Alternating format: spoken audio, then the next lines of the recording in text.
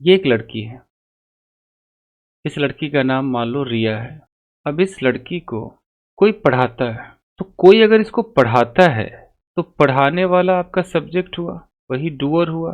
तो फिर ये लड़की जो रिया है, ये इस पढ़ाई को रिसीव करती है, मतलब ये ऑब्जेक्ट हो गई। तो हमें ऑब्जेक्ट तो दिख रहा है कि रिया है, बट सब्जेक्ट का हमें पता ही नहीं है। तो हम कह रहे भाई रिया को कौन पढ़ाता है? रिया दिखाई दे रही है, क्या ये रिया सब्जेक्ट है? खुद देखिए, सब्जेक्ट है लग रही है आपको ये?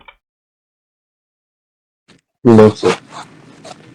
कॉमन सेंस लगाएंगे। कोई कहेगा सर जी रिया लिखा है, मैं तो इसी को सब्जेक्ट मानूंगा। आप कुछ भी मान लो, रिया को कौन पढ़ाता है, यानी कि पढ़ाना एक्शन है, और ये एक्शन किस पर हो रहा है? रिया पर हो रहा है। जैसे रिया को कोई मारेगा पीटेगा, वैसे पढ़ाएगा। तो एक्शन दिख रहा है, एक्शन जिसके ऊपर जाके गिर रहा है वो ऑब्जेक्ट दिख रहा है। तो बचा कौन? सब्जेक्ट की जानकारी नहीं है। अब इस जानकारी को पाने के लिए हम क्या करेंगे? मैंने कल भी कहा था कि सब्जेक्ट को जानने के लिए हु होता है, हु का इस्तेमाल करते हैं। तो हम हु लगा देंगे, हु को सिंगुलर मानेंगे। डू डज नहीं लगेगा, सीधा जो वर्ब की फर्स्ट फॉर्म है उसमें एस ई एस या आई ई एस जो सूट करेगा, स्पेलिंग, ये स्ट्रक्चर होता है।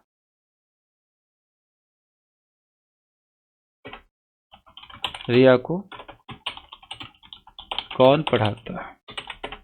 पहले हु, पढ़ाने की इंग्लिश टीच, ईएस लगा दिया तो टीचर।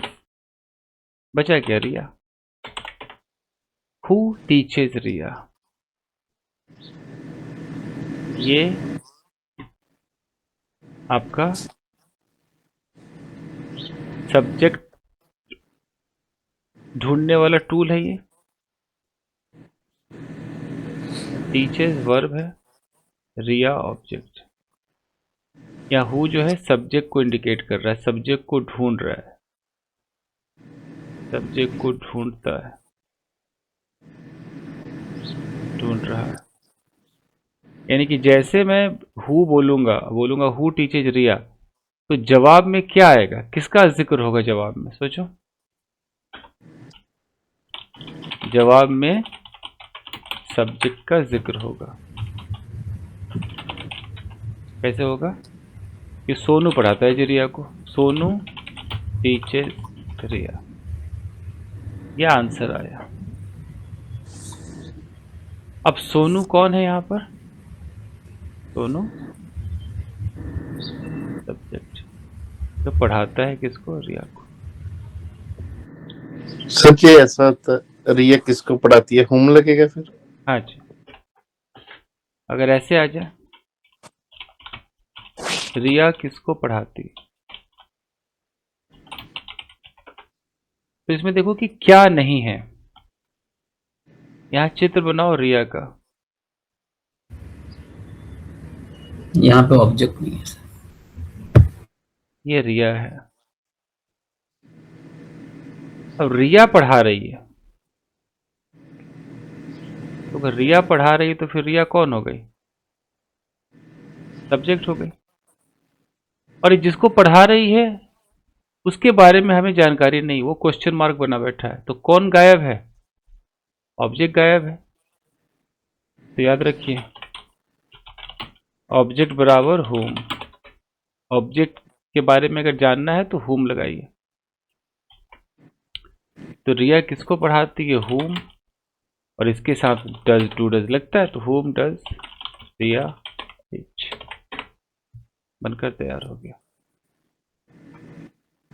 जी। अब सेंटेंस बनाइए। तुम किससे प्यार करते हो? और तुमसे कौन प्यार करता है? बताइए। तुम किससे प्यार करते? whom Whom do you love? Whom do you love? whom do you love? किससे प्यार करते तुमसे हो? who loves you? तो whom do you love हो गया। Who loves you? नीचे वाला Second one. who loves